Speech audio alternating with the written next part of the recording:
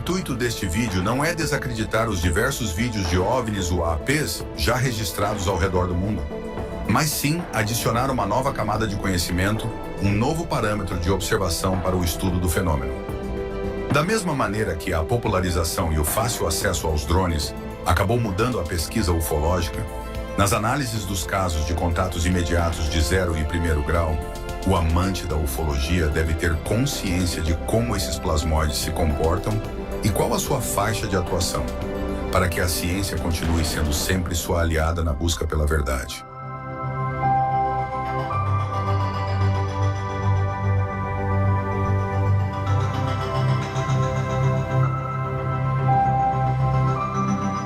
Os plasmóides e os OVNIs, o comportamento do plasma na termosfera terrestre.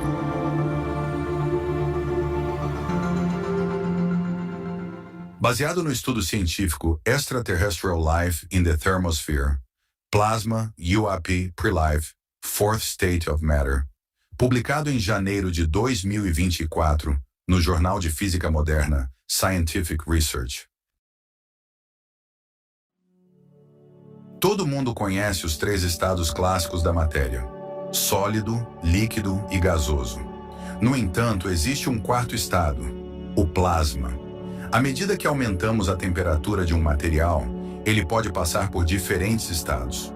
Por exemplo, se você pegar um cubo de gelo e aquecê-lo, ele derrete, transformando-se em líquido. Nesse processo, os átomos se movem mais livremente e as ligações entre eles enfraquecem. Ao continuar o aquecimento, o líquido ferve e se torna vapor, onde as conexões entre os átomos são ainda mais fracas. Se aquecermos o vapor ainda mais, ele se transforma em plasma, um estado em que os átomos se separam completamente e seus elétrons são libertos. O plasma é, essencialmente, um gás eletrificado, composto por íons e elétrons livres. Embora possa parecer incomum no nosso dia a dia, o plasma é extremamente abundante no universo. Mais de 99% da matéria visível no cosmos é composta de plasma. O Sol, por exemplo, é uma imensa bola de plasma, responsável por toda a energia que recebemos na Terra. Plasmas estão presentes em uma variedade de fenômenos fascinantes, como aglomerados galácticos e buracos negros. Aqui na Terra, as auroras polares, os relâmpagos e até mesmo o fogo são exemplos de plasma em ação.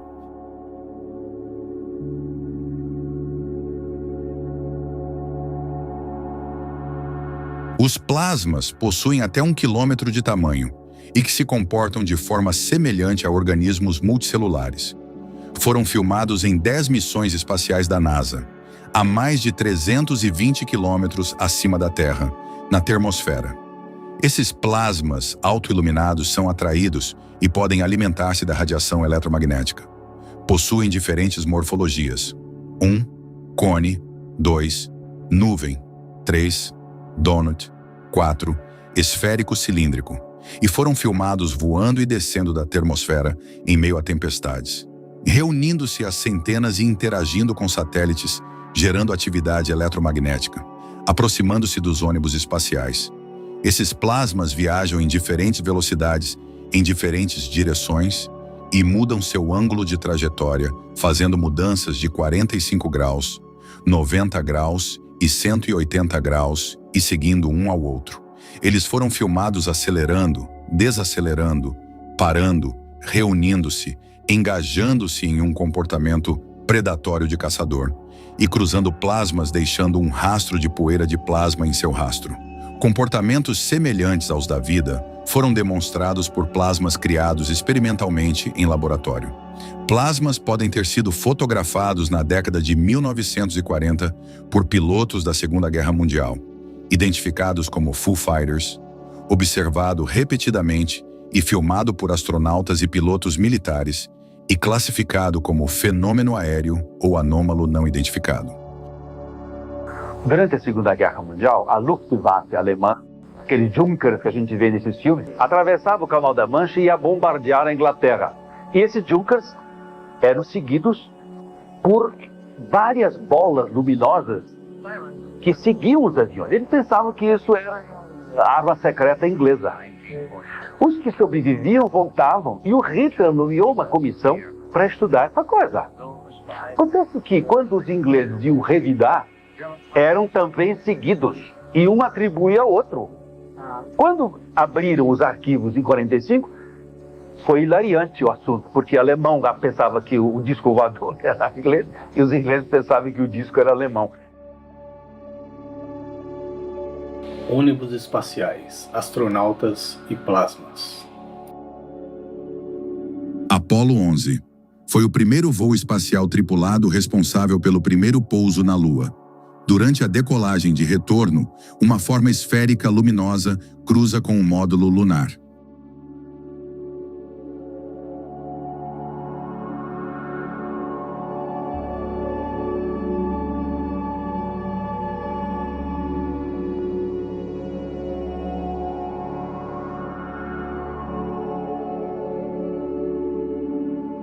CTS-48.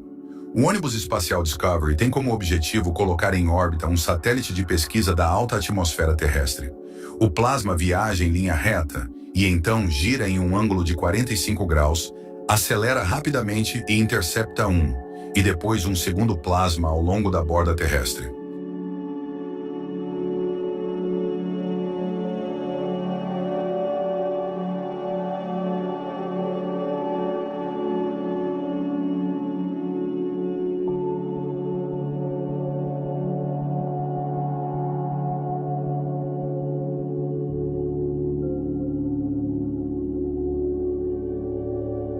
STS-75. Ao longo de dezenas de horas, plasmas se aproximaram e se reuniram a centenas em torno de uma amarra de satélite de 19 quilômetros de comprimento, gerando campos de força eletromagnéticos, eletricidade e feixes de elétrons na termosfera. Os plasmas mostrados aqui possuem até 1 quilômetro de largura.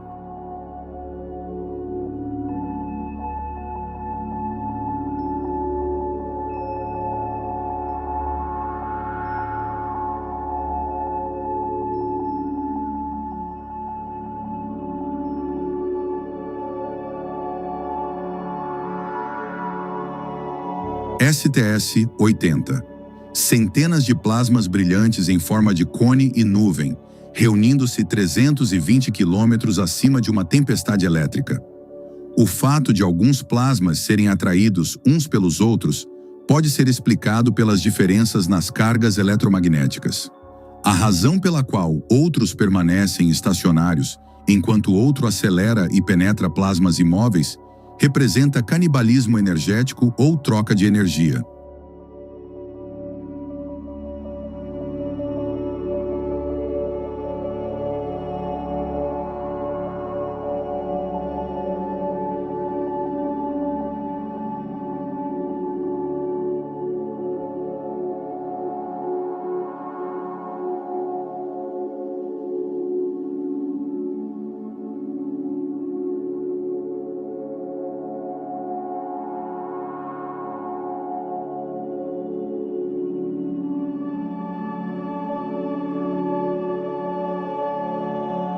STS-119. Missão da NASA realizada pelo ônibus espacial Discovery, com a finalidade de terminar a instalação dos painéis solares da Estação Espacial Internacional.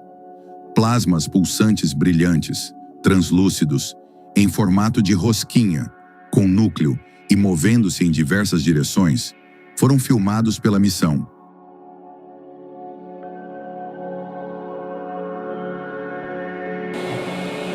A NASA descartou os avistamentos como apenas reflexos. Exclui cristais de gelo, destroços e lixo espacial.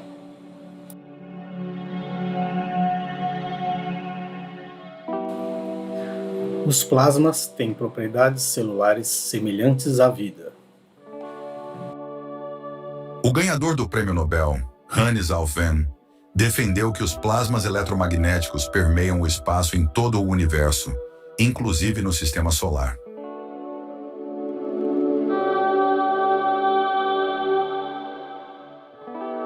Esses plasmas podem ser gerados, moldados e influenciados por campos eletromagnéticos.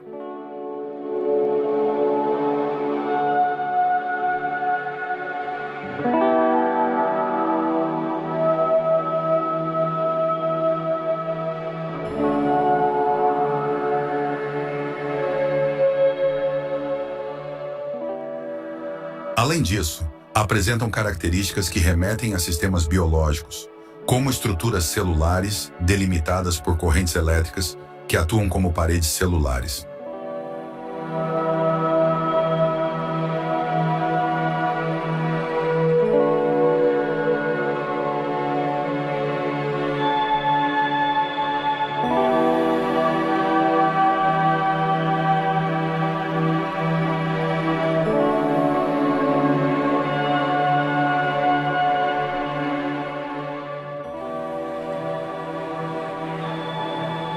Os plasmas poderiam explicar alguns casos famosos?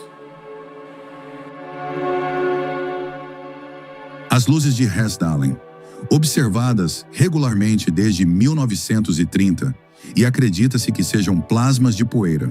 Eles são caracterizados por luzes oscilantes, flutuabilidade, mudança rápida de cores, colisionamento e capacidade de pairar, mover-se lentamente, fazer curvas rápidas e acelerar a velocidades hipersônicas.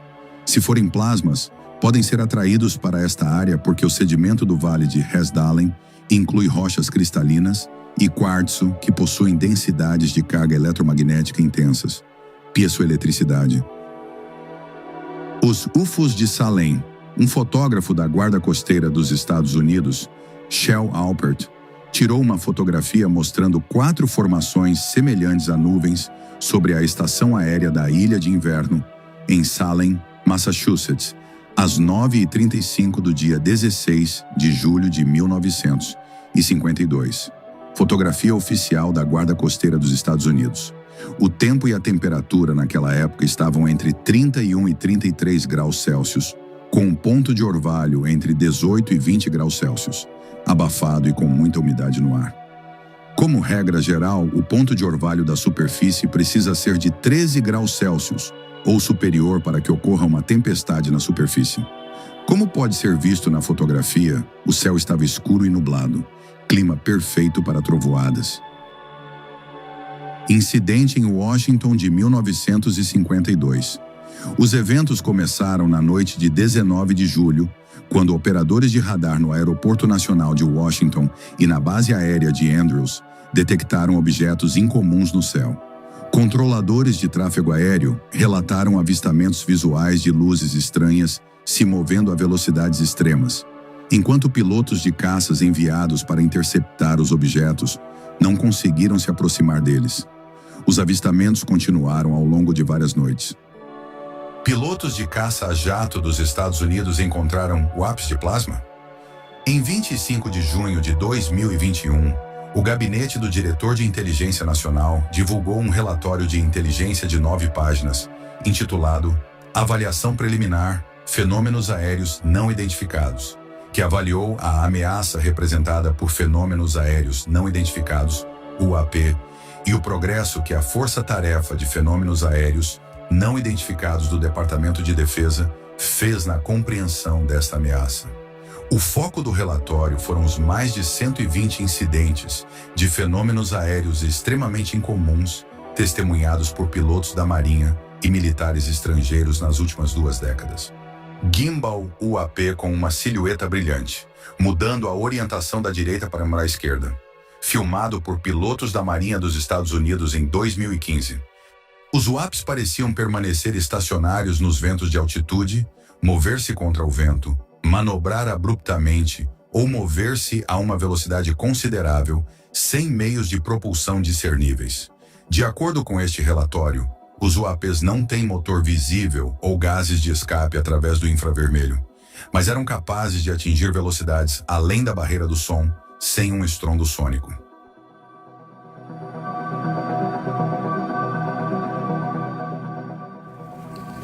Oi, Visoni. Você foi a primeira pessoa que eu vi falando sobre esse assunto e eu gostaria de saber como é que você descobriu esse artigo científico e por que você achou importante trazer a discussão para a ufologia brasileira. Eu soube da hipótese dos plasmas inteligentes ou viventes graças a um vídeo do canal Fatos Desconhecidos, intitulado OVNIs podem não ser o que acreditamos que sejam, postado no YouTube em 20 de abril de 2024. O título do vídeo, obviamente, chamou minha atenção e fui assistir. Eram divulgadas as descobertas de um grupo de cientistas autores de um artigo publicado 2 meses antes, portanto em fevereiro, no periódico Journal of Modern Physics. Eles propunham que plasmas solares ou atmosféricos, com comportamento aparentemente inteligente, poderiam ser responsáveis por muitos dos numerosos avistamentos de OVNIs ao longo dos séculos. E percebi que esses plasmóides eram uma possível solução para diversos casos brasileiros, como a sonda de Capão Redondo e a Noite Oficial dos OVNIs. Além disso, eu lembrava que uma das explicações aventadas para a Noite Oficial, ainda em 1986, dizia respeito justamente a plasmas gerados em consequência de intensa atividade solar no período. Por isso achei importante trazer o tema para debate. Uma coisa também que eu gostaria de saber, Visoni, é qual foi a repercussão da sua matéria, da live que vocês fizeram sobre esse assunto entre os ufólogos e entre o público em geral? O que vocês vêm recebendo de feedback sobre essa teoria? Obrigado.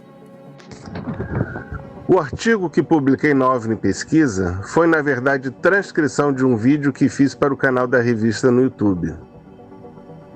Do artigo propriamente dito, eu não recebi comentários, mas do vídeo eu fiquei sabendo sim das manifestações de alguns pesquisadores. Umas descrentes da hipótese, outras bastante entusiasmadas. Nada que eu já não esperasse, ninguém entrou em contato comigo diretamente. Do público também houve reações divididas, que eu soube graças aos comentários postados numa live promovida pelos integrantes da revista OVNI Pesquisa, em que o assunto foi discutido. Mas para mim as opiniões mais importantes recebidas foram das testemunhas da Noite Oficial, que não se opuseram à explicação, considerando-a plausível. Jackson, a Noite Oficial dos OVNIs foi mencionada na revista número 20 da OVNI Pesquisa, como sendo solucionado pela essa descoberta científica nova aí dos plasmoides. Você que é um dos especialistas vivos desse caso e que conversou com diversos pilotos, o que eles relataram para você se encaixa nessa descrição dos plasmas e o que você acha dessa pesquisa? Da Noite Oficial, o que a gente tem? Tanto no relato de pilotos, controladores de voo e testemunhas diretas do fenômeno. Em muitos casos, o que a gente viu, o que as pessoas viram, né, no caso, são objetos, em alguns casos metálicos, houve relatos de objetos metálicos. O operador da torre de controle, lá o então sargento Sérgio Mota da Silva, ele observou um objeto triangular, que já foge do padrão dos plasmóides, como seria descrito, e esse objeto triangular, ele era escuro, ele era opaco, ele não permitia passagem de luz, como a gente vê em muitas das teorias dos plasmóides, né?